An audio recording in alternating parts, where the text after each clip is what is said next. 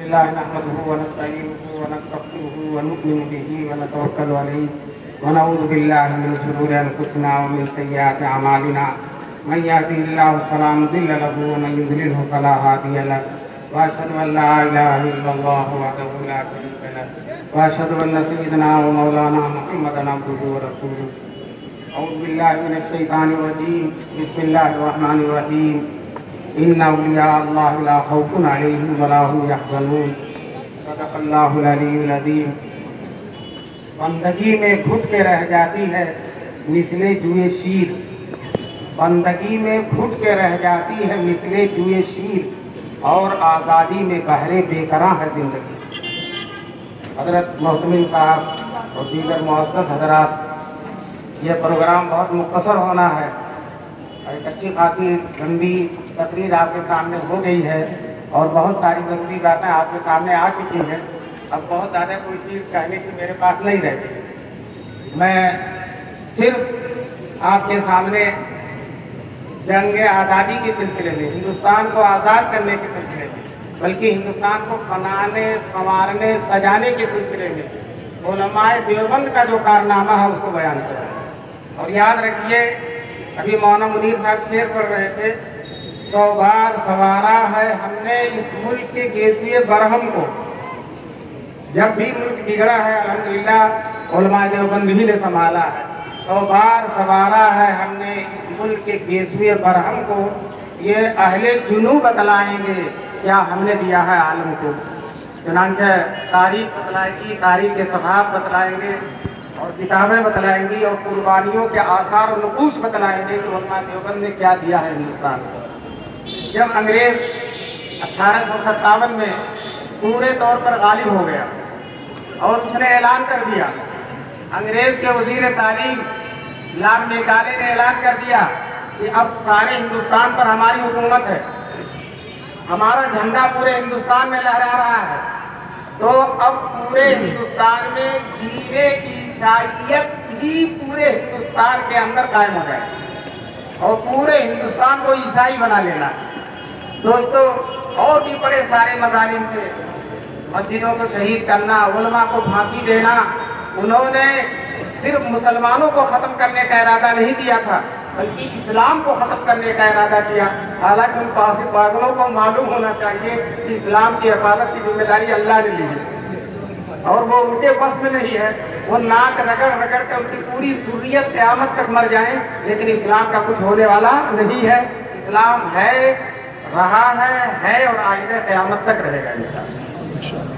بہرحال جب ان کی زیادتیاں حد سے زیادہ گزر گئی تو علماء دیوبند، حاجی امداد اللہ مہاجر مکی رحمۃ اللہ علیہ، مولانا قاسم نانوتوی رحمۃ اللہ علیہ، مولانا رشید احمد گنگوہی رحمۃ اللہ علیہ، حافظ ضامن شہید رحمۃ اللہ علیہ اور شیخ محمد تھانوی رحمۃ اللہ علیہ، یہ حضرات بیٹھے، تھانہ بھون میں مشورہ ہوا کہ انگریزوں کے خلاف اب قدم اٹھانا ہے، عملی طور پر میدان میں آنا ہے اور منظم طریقے سے انگریزوں سے ہندوستان کو پاک کرنے کی کوشش کرنی ہے. چنانچہ اس میں شیخ محمد صاحب تھانوی وہ بڑے عالم تھے. انہوں نے ان لوگوں سے کہا کہ آپ لوگ انگریزوں سے جہاد کیسے کر سکتے ہیں؟ آپ کے پاس ہتھیار نہیں ہے، تیاریاں نہیں ہیں، افراد نہیں ہے اور انگریز لیس ہے ہتھیاروں سے، توپوں سے اور تلواروں سے اور بندوقوں سے، آپ ان کا کیسے مقابلہ کریں گے؟ تو حضرت مولانا قاسم نانوتوی رحمۃ اللہ علیہ نے کہا کہ کیا ہماری تعداد بدر والوں سے کم ہے؟ ہمارے ہتھیار اہل بدر سے کم ہیں؟ پھر مولانا شیخ احمد نے یہ کہا کہ جو ہے جہاد کے لیے کوئی امیر ہونا چاہیے. ہمارا امیر کون ہے؟ کوئی امیر نہیں، کیسے جہاد ہو سکتا ہے؟ تو حضرت مولانا قاسم نانوتوی رحمۃ اللہ علیہ نے کہا کہ حاجی امداد اللہ صاحب ہمارے امیر ہیں، ان سے بڑھ کر شان عمارت کا اور کون حامل ہو سکتا ہے؟ ہر طرح سے عمارت کے لیے سزاوار ہے. تو حافظ ضامن شہید تھے، کہنے کہ مولانا بحث نہیں کرنی، مسئلہ سمجھ میں آ گیا، اب جہاد ہوگا. چنانچہ حضرات شاملی کے میدان میں جو بہت مشہور ہے، آج بھی وہ جگہ موجود ہے، وہاں ایک مدرسہ قائم ہے، وہ اس وقت میدان تھا، وہاں یہ حضرات انگریزوں کے خلاف تلوار لے کر جو بھی ان کے پاس تھا وہ اکٹھا اور باقاعدہ بغاوت کا اعلان کر دیا کہ جنگ آزادی ہے اور انگریزوں نے ان کا نام غدر قرار دیا تھا اس جنگ کا. یہ غدر ہے، حالانکہ وہ غدر نہیں ہے، وہ جنگ آزادی ہے، لیکن وہ غدر اتنا چلا کہ آج بھی ہم غدر ہی اس کو کہتے ہیں. بہرحال یہ بہت بڑا غدر ہوا کہ اس جو دیہات تھا اس کا نام انہوں نے غدر قرار دیا. جنگ شروع ہو گئی، انگریز پوری فوج کے ساتھ آ گیا، اور یہ بزرگان دین مولانا قاسم نانوتوی دبلے پتلے کمزور بیمار تلوار لے کر میدان جنگ میں اتر آتے ہیں اور بہادری کے ساتھ لڑتے ہیں. مولانا تو لڑنے کی قوت کو دیکھ کر، ہمت اور جرأت کو دیکھ کر ایک سکھ جو انگریزوں کے ساتھ تھے، وہ دراصل مولانا لڑتے لڑتے تھک گئے تو تلوار پر ٹیک لگا کر کھڑے ہو گئے. وہ مولانا کے پیچھے آ کر اپنی تلوار تان کر کہتا مولوی بڑی بہادری دکھاتا ہے، اب بتاؤ. تو حضرت کے اوزان خطا ہوگی اس وقت ملیں گے، تلوار سر پر ہے لیکن جو ہے بالکل اطمینان سے کہتے ہیں ذرا پیچھے دیکھ. اب وہ پیچھے دیکھنے لگا، مولانا نے مڑ کر اس پر حملہ کر دیا اور اس کو بھی ڈھیر کر دیا. اور اس میں مولانا قاسم نانوتوی رحمۃ اللہ علیہ کو گولی بھی لگی، کن پٹی میں گولی بھی لگی، اور بعد میں اس کے اثرات بالکل ظاہر نہیں ہوئی. اللہ تبارک تعالیٰ نے حفاظت فرمائی. اسی میں حافظ ضامن صاحب جو سب سے پیش بڑے جوشیلے تھے وہ شہید بھی ہو گئے. انہیں معلوم تھا کہ مجھے شہید ہونا ہے. نیا کپڑا پہن کر آئے تھے، سرما لگا کر آئے تھے، نیا جوتا پہن کر آئے تھے کہ آج اللہ کے یہاں جانا ہے، آج اللہ کے یہاں جانا ہے، ہمیں شہادت نوٹ کرنا ہے. یہاں جب شہید ہو گئے تو کسی نے کہا تھا پورے آج یہ گانا گا رہی ہے خلد میں، پیر کے دن خلد میں آ گئے، پیر کے دن ہمارے پیر جنت میں آ گئے کہ پورے گانا گا رہے ہیں. بہرحال یہ جنگ چلتی رہی، لیکن اس میں بظاہر ان علماء کو ناکامی ہو گئی. اللہ کی قدرت تھی. ابھی تھوڑا اللہ تعالیٰ اور مجاہدہ لینا چاہتے تھے اور بھی کارنامے لوگوں کے، ورنہ اسی وقت اگر کامیابی ہو جاتی تو شیخ الہند کے کارنامے، شیخ الاسلام کے کارنامے کہاں کام لے آتے. بہرحال اللہ کی حکمت اور مصلحت تھی. اس کے بعد انگریزوں نے جتنے لوگ تھے سب پر پھانسی کا وارنٹ کر دیا، گرفتاری. چنانچہ مولانا قاسم نانوتوی پر بھی، مولانا رشید احمد گنگوہی پر بھی، حاجی امداد اللہ مہاجر مکی پر بھی. حاجی صاحب تو ہجرت کر کے مدینے چلے گئے، مکے چلے گئے. مولانا قاسم نانوتوی یہیں رہے اسی دیوبند میں، کبھی اس گاؤں میں کبھی اس گاؤں میں، کہیں جاتے نہیں تھے. لوگوں نے کہا حضرت آپ چھپ جائیے، آپ کا وجود بہت قیمتی ہے، اگر آپ انگریز نے آپ کو گرفتار کر لیا، آپ کو پھانسی دے دے گا، آپ اپنی مراد کو پہنچ جائیں گے، لیکن خدا را ہم کو اپنے وجود سے، اپنے فیضان سے محروم نہ کیجیے، ہماری خاطر سے آپ چھپ جائیے. لوگوں نے بہت اصرار کیا تو دیوبند کے ایک مکان میں اوپر والے حصے میں چھپے رہے. 3 دن تک چھپنے کے بعد اوپر سے کہتے ہیں عورتوں پردہ کر لو، میں باہر جا رہا ہوں. چنانچہ باہر نکل آئے. لوگوں نے کہا کہ ابھی وارنٹ باقی ہے اور فوج تلاش کر رہی ہے، CID آپ کی طرف لگے ہوئے ہیں اور آپ باہر نکل آئے. کہنے لگے سارے دور میں ہجرت کے دن رسول پاک صلی اللہ علیہ وسلم نے 3 دن دور چھپے تھے، وہ سنت ادا ہو گئی. بتاؤ چھپنے میں بھی سنت پیش نظر ہے. چنانچہ جو ہے ایک دن چھتے کی مسجد میں بیٹھے ہوئے تھے. اس وقت دارالعلوم نہیں تھا، لیکن چھتے کی مسجد تھی، دارالعلوم سے پرانی ہے مسجد. تو اس مسجد میں بیٹھے ہوئے تھے. کسی مخبر نے خبر کر دی جو مولانا قاسم نانوتوی مسجد کے اندر بیٹھے ہیں. پوری فوج نے آ کر چاروں طرف سے مسجد کو گھیر لیا. مخبر نے صحیح خبر دی تھی. حضرت کو انداز چل گیا کہ مجھے گھیر لیا گیا، لیکن دانائی دیکھیے، کیرتی دیکھیے، ایمانی فراست دیکھیے.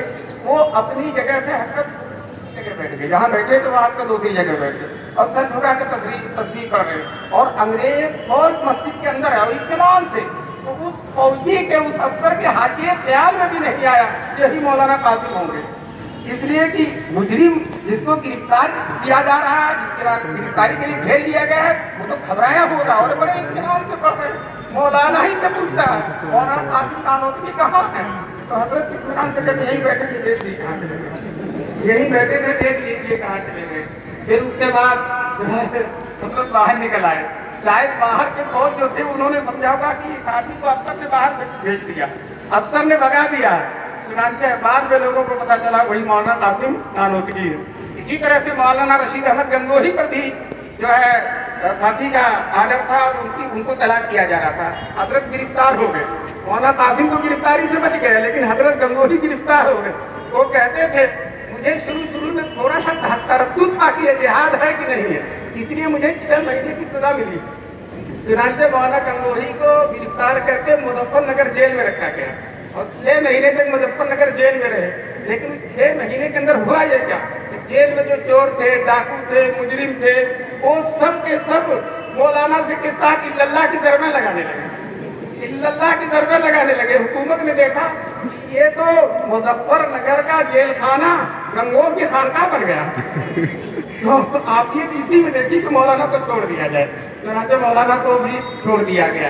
हज़रत शेखुल इस्लाम मौलाना हुसैन अहमद मदनी रहमतुल्लाह अलैह लिखते हैं कि अल्लाह ने गैब से इन हज़रात की हिफाजत फरमाई, इसलिए कि इनसे अल्लाह ताला बहुत बड़ा काम भी लेना था, इनकी वजह से कानून देवबंद को कायम होना था। अगर उसी वक्त गिरफ्तार हो गए थे और खत्म कर दिए गए थे तो फिर वो बदाहिर दारुल की ना काम में आती।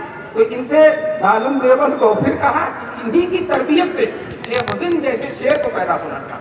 मैं कहता हूँ कि वो हजरत मदनी ने शेखुल हिंद के बारे में लिखा, मैं कहता हूँ कि उन्हीं हजरात की तरबियत से हजरत मदनी जैसे भी शेर को पैदा हो। वो भी शेर है बहादुर हमारा। जब शेखुल हिंद का जमाना आया और दारुल देवबंद में सदर मुदर्रिस है, शेखुल हदीस हैं, लेकिन वो जो उस्ताद की सोहबत से आज़ादी का जो रंग चढ़ा हुआ है, अंग्रेजों की मुखालफत का जो रंग चढ़ा हुआ है, वो रंग दिन ब दिन चढ़ता चला जा रहा है और वो हजरत को अपनी मंजिल की तरफ खींचता हुआ चला जा रहा है। चुनांचे हजरत शेखुल हिंद को अंग्रेजों से इतनी नफरत थी, क्योंकि अंग्रेज मुसलमानों का दुश्मन नहीं, इस्लाम का दुश्मन था, हक्कानियत का दुश्मन था। तो मिस्टर लिस्टन जो यूपी का गवर्नर है, वो कहता है कि मौलाना महमूद हसन को हमसे इतनी नफरत है कि अगर इनको जला दिया जाए तो इनकी राख उधर से नहीं उड़ेगी जिधर कोई अंग्रेज पड़ा हो। खुद अंग्रेज कह रहा है।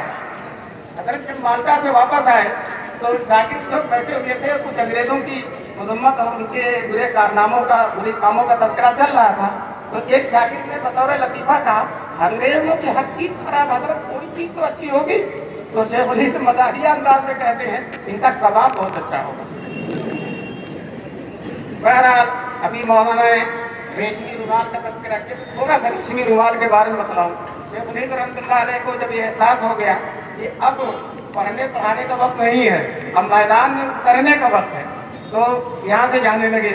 लोगों ने कहा हजरत बुखारी कौन पढ़ाएगा, दारुल देवबंद की सदारत कौन करेगा?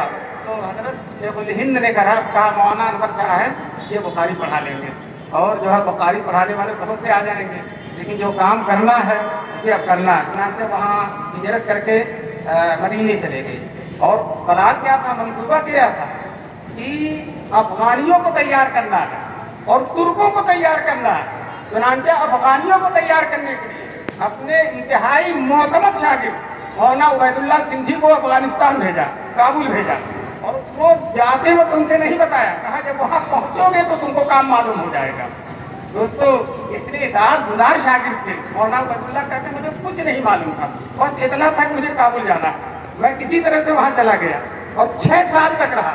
वहाँ जाकर मालूम हुआ कि शेखुल हिंद मुझसे बहुत बड़ा काम लेना चाहते हैं। मुझे अपनी किस्मत पर नाज हो रहा था, जाते वक्त तो तकद्दुर सा हो रहा था, लेकिन अब यहाँ पहुँचकर मालूम हुआ कि मुझसे क्या काम लेना है, तो मुझे अपनी किस्मत पर बहुत नाज था कि शेखुल हिंद जैसे वतन हुर्रियत ने मुझको अपना मोतमद बनाया। चुनांचे वहाँ 6 साल तक रहे और मकसद ये था कि अफगानियों को तैयार करें कि वो हिंदुस्तान के अंग्रेजों पर हमला कर दें, अफगानी हिंदुस्तान के अंग्रेजों पर हमला कर दें और फिर खुद मदीने जाकर, वहाँ तुर्कों की हुकूमत थी, तो तुर्कों के जिम्मेदारान अनवर पाशा और गालिब पाशा, इनसे मुलाकात करके हजरत ने तुर्कों को भी इस बात पर आमादा करना चाहा कि एक तरफ से अफगानिस्तान हमला कर दे और एक तरफ से तुर्की हमला कर दे और एक तरफ हिंदुस्तान में हिंदू और मुस्लिम मिलकर बगावत करें और अंग्रेज चक्की के 2 पार्ट में पिस जाएगा और खत्म हो जाएगा। इतना बड़ा प्लान था। तहरीके खिलाफत के मुसन्निफ कादी अली अब्बासी लिखते हैं कि ये मुश्किल मदरसे में बैठने वाला, लेकिन इतनी ऊंची नजर है, कहते हैं फराज अर्श निगाहों में और खाक नशी, आसमान की बुलंदी निगाहों में और मिट्टी में बैठे हुए हैं। एक तरफ तुर्किस्तान को आमादा कर रहे हैं, एक तरफ अफगानिस्तान को आमादा कर रहे हैं। अली अब्बासी ने अल्लामा इकबाल का शेर शेखुल हिंद पर फिर किया और मैं कहता हूँ कि अल्लामा इकबाल का ये शेर अल्लामा इकबाल के शेर कहने के बाद से किसी पर इतना फिट नहीं होगा जितना शेखुल हिंद पर। वो कहते हैं जहाँ पानी से है दुश्वार कर कारे जहाँ भी, جہاں پانی سے ہے دشوار تر کارے جہاں بھی نہیں، جگر خون ہو تو چشمے دل میں ہوتی ہے نظر پیدا، جگر خون ہو تو چشمے دل میں ہوتی ہے نظر پیدا۔ پھر کہتے ہیں ہزاروں سال نرگس اپنی بے نوری پر ہوتی ہے، ہزاروں سال نرگس اپنی بے نوری پر ہوتی ہے، بڑی مشکل سے ہوتا ہے چمن میں دیدور پیدا۔ یہ دیدور شیخ الہند ہے دوستو۔ وہ پروگرام ناکام ہوا اور جو ہے وہ تحریک ریشمی رومال جو ہے وہ پکڑی گئی۔ حالانکہ یہ ریشمی رومال یہ ہمارے بزرگوں کی نام کی تحریک نہیں ہے، یہ انگریز PIDO نے، حالانکہ ہماری تحریک کا ایک چھوٹا سا حصہ ہے ریشمی رومال۔ وہ یہ ہے کہ مولانا عبید اللہ سندھی نے اپنے کابل کے کارناموں کو اور یہاں جو ضرورتیں ہیں، یہاں جو کچھ اب تک ہوا ہے، اس کی تفصیل شیخ الہند کے بعد مدینہ بھیجنا چاہا اور ایک صاحب کو ذمہ دار بنایا کہ آپ جائیے حاجی صاحب الرحیم کو، حاجی عبدالرحیم کو دیجیے، وہ مدینے جا کر تفصیلات اپنے ہاتھ سے شیخ الہند دے دیں گے۔ لیکن راستے میں وہ خود CID کو لگ گیا اور CID نے اس کو پکڑ لیا، اسی بنا پر شیخ الہند کو بھی گرفتار کیا گیا۔ تو جو ہے اس کا نام انہوں نے رکھ دیا تحریک ریشمی رومال، حالانکہ وہ تحریک ریشمی رومال نہیں ہے بلکہ تحریک آزادی ہند ہے، تحریک آزادی ہند ہے۔ پھر اس کے بعد شیخ الاسلام شیخ الہند مالدہ سے چھوٹ کر آتے ہیں، مالدہ سے جب دیوبند پہنچے ہیں، دیوبند سراپا استقبال ہے ان کے لیے، یہاں شعرا شاعری کر رہے ہیں۔ ایک صاحب کہتے ہیں شیخ آئیں گے حسین احمد کو بھی لائیں گے صاحب، شیخ آئیں گے حسین احمد کو بھی لائیں گے صاحب، شیخ آنے کو ہے اور ان کے فتح آنے کو ہے، مالدہ سے پھر نسیم جافزہ آنے کو ہے۔ چنانچہ شیخ الہند ٹوٹ کر ہندوستان آئے اور جب بمبئی ساحل پر پہنچے تو پورے ہندوستان کے علماء، گاندھی جی کا فلاح پورے ہندوستان کے علماء حضرت شیخ الہند کا استقبال کرنے کے لیے بمبئی پہنچے، سارے ہندوستان کے علماء۔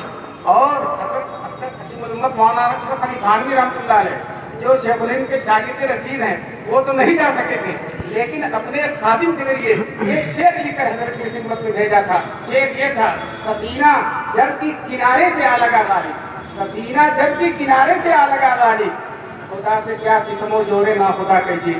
یہ شیخ الہند کی خدمت میں شعر پہنچوایا تھا، لیکن انگریز چھوڑنے کو تو مجبور ہوئے، اتنی تحریکیں چلی، اتنے احتجاج ہوئے کہ انگریز چھوڑنے کو مجبور ہو گیا۔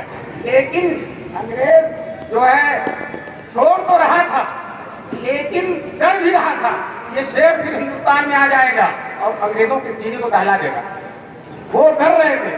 چنانچہ جہاز جب بمبئی کے ساحل پر آیا تو انگریزوں نے ایک سرکاری مولوی کو شیخ الہند کی خدمت میں کشتی پر بیٹھا کر جہاز کے اندر بھیجوایا اور وہ مولوی صاحب جا کر رونے لگے، حضرت آپ کا وجود بہت قیمتی ہے، آپ ٹوٹ گئے، اللہ کا بہت فضل و کرم ہے، اب آپ کی ہم ہندوستانی مسلمانوں کو ضرورت ہے، آپ دیوبند میں خانقاہ کھول کر سارے مسلمانوں کی باطنی اور روحانی تربیت کیجیے۔ مطلب ہے کہ خانقاہ کھول کر جب بیٹھ جائیں گے تو انگریزوں کے خلاف نہیں آئیں گے، انگریز چاہ رہا کہ خانقاہ میں بیٹھ جائیں گے۔ شیخ الہند کو جلا لا گیا، انہوں نے کہا کہ جو راستہ استاد محترم دکھا گئے ہیں وہ راستہ چھوٹنے والا نہیں ہے، اگر میرے جسم کے اندر طاقت نہیں ہوگی تو میں اپنے شاگردوں سے کہوں گا کہ تم مجھے چارپائی پر ڈالو اور پورے ملک کا دورہ کراؤ تاکہ میں انگریزوں کے خلاف بغاوت کروں اور انگریزوں کے خلاف جہاد کا اعلان کروں۔ دوستوں ابھی چھوٹ کر آئے بھی نہیں ہیں اور بغاوت کا اعلان شروع کر دیا، یہ بھی ہو سکتا تھا وہیں سے پھر مالٹا واپس ہو جائیں، لیکن اللہ کے شیروں کو آتی نہیں گواہی، آئین جمع مردہ اب کوئی ہو بے باقی، اللہ کے شیروں کو آتی نہیں گواہی۔ دوستو اس کے بعد شیخ الاسلام کا زمانہ آتا ہے، تھوڑی سی حضرت کی تذکرہ کر کے میں اپنی بات کو ختم کرتا ہوں۔ شیخ الاسلام نے اپنے بزرگوں کے نقش قدم پر، نانوتوی، گنگوہی، شیخ الہند کے نقش قدم پر انگریزوں کے خلاف تحریک شروع کر دی اور شیخ الاسلام کے 12-13 سال جیلوں کے اندر گزر گئے اور قیمتی زندگی جیلوں کے اندر گزری۔ ایک دفعہ حضرت نے انگریزوں کے خلاف کوئی زبردست تقریر کی تھی، انگریزوں نے گرفتار کر کے مراد آباد کی جیل میں ڈال دیا ان کو، مراد آباد کی جیل میں۔ دیوبند میں احتجاجی جلسہ ہوا، شاعری انقلاب انور قادری صاحب سے کھڑے ہو کر شعر پڑھا، اس وقت ہندوستان کو غلام آباد کہا جاتا، شعر پڑھتے ہیں، غلام آباد میں کیا فائدہ بے قید جینے کا، غلام آباد میں کیا فائدہ بے قید جینے کا، نہ جینا ہے سلیقے کا نہ مرنا ہے کرینے کا۔ آخر میں شعر کہتے ہیں عرب میں اور عجم میں پھر ہوئی نسبت نہیں قائم، قفس میں ہے مراد آباد کے بلبل مدینے کا، قفس میں ہے مراد آباد کے بلبل مدینے کا. جو صاحب جنہوں نے سنایا وہ جلسے میں موجود تھے، وہ کہتے تھے پورا مجمع چیخر مار کر ہو رہا. پھر اس کے بعد حضرت اسلام نے یہ فتویٰ دیا کسی مسلمان کے لیے انگریز کی فوج میں بھرتی ہونا حرام ہے، ناجائز ہے، انگریز کا تعاون کرنا ناجائز ہے. صاف صاف یہ بیان کیا. انگریزوں نے اس بیان کو بغاوت پر محمول کیا اور حضرت پر کراچی کے اندر مقدمہ چلا. ابھی بتایا گیا کفن لے کر ساتھ گئے تھے. جب بیان دینے کے لیے کھڑے ہوئے تو کھڑے ہو کر کہتے ہیں میں نے پہلے بھی فتویٰ دیا تھا، اب بھی دے رہا ہوں اور آج اور آئندہ بھی دوں گا کہ انگریز ظالم ہے، انگریز غدار ہے. اس کی کسی طرح سے اس کا تعاون کسی مسلمان کے لیے جائز نہیں ہے. اس کی فوج میں بھرتی ہو کر اس کی مدد کرنا جائز نہیں. وہاں عدالت مجرم اپنے جرم کا انکار کرتا ہے لیکن یہ اللہ کے لیے مجرم بنا ہوا وہ اپنے جرم کا اقرار کرتا ہے. پھانسی دے دو کوئی بات نہیں ہے. چنانچہ انہی زمانے میں جب کراچی کا مقدمہ چل رہا تھا تو حضرت اپنے خاص آدمی کو خط لکھتے ہیں کہ اگر مجھے کچھ ہو جائے یعنی مجھے پھانسی دے دی جائے تو آپ لوگ رنج و غم نہ کیجیے گا، آپ رنج و غم نہ کیجیے گا، آپ رنج و غم کریں گے انگریز خوش ہو جائے گا، اس لیے انگریزوں کو خوشی ہونے کا موقع، خوش ہونے کا موقع نہ دیجیے گا. اور پھر یہ بھی لکھا ہم اگرچہ معمولی ہیں لیکن انشاءاللہ انگریز کو جلا کر ہم خاک کر دیں گے. اور پھر یہ شعر پڑھا ہے جب کو ہم دل جلوں سے کام نہیں، جلا کے خاک میں کر دے تو داغ نام نہیں. اس کے بعد جو ہے جب بیان دیا مولانا محمد علی جوہر بیٹھے ہوئے تھے، اٹھ کر مولانا کے قدموں کو چوم لیا. اللہ اللہ یہ جڑا، اللہ اللہ یہ جڑا. چنانچہ پھر جو ہے مولانا نے اپنی تقریر کے آخر میں یہ کہا کہ اگر برطانیہ سے وائسرائے ہندوستان میں اسلام کو مٹانے آئے گا تو اسلام کی حفاظت میں جو گردنیں کٹیں گی ان میں پہلی گردن حسین احمد کی. تو یہ بیان دیا اور سارا مجمع مبہوت ہے. سب لوگ یہ سمجھ رہے تھے کہ پھانسی کی سزا ہو جائے گی اور یہ عدالت تنگ تھی تو ایک بڑے حال میں یہ مقدمہ چلا تھا اور فوج ہر طرف سے بندوقیں توپیں تانے کھڑی ہوئی تھی کہ اگر اجازت ہوتی تو عدالت ہی کے اندر ان کو توپوں سے اڑا دیا جائے گا. اور چنانچہ ان توپوں کے بیچ میں، ان تلواروں کے بیچ میں، ان آہنی ہتھیاروں کے بیچ میں اللہ کا یہ شعر ٹہلتا ہے، کہتا ہے نہ مسجد میں نہ مندر میں نہ دیواروں کے سائے میں نماز عشق ادا ہوتی ہے تلواروں کے سائے. چنانچہ جو ہے انگریز نے جو سزا دی وہ یہی سزا دی کہ ان کو 2 سال کی قید با مشقت دی جاتی ہے. 2 سال وہاں رہے پھر چھوٹ کر آ گئے اور پھر کوشش کرتے رہے یہاں تک کہ انگریزوں کا کان پکڑ کر ملک سے باہر نکالا. سہیل صاحب کہتے ہیں اللہ یہ فیض دعائے مدنی کا، حضرت مدنی کی دعاؤں کا فیض ہے کہ آج پورا ہندوستان آزاد ہے. اللہ تبارک تعالیٰ ہم سب کو اپنے ان بزرگوں کے نقوش قدم کو پڑھنے، سمجھنے، سیکھنے اور ان کے مطابق چلنے کی توفیق نصیب فرمائے. وہاں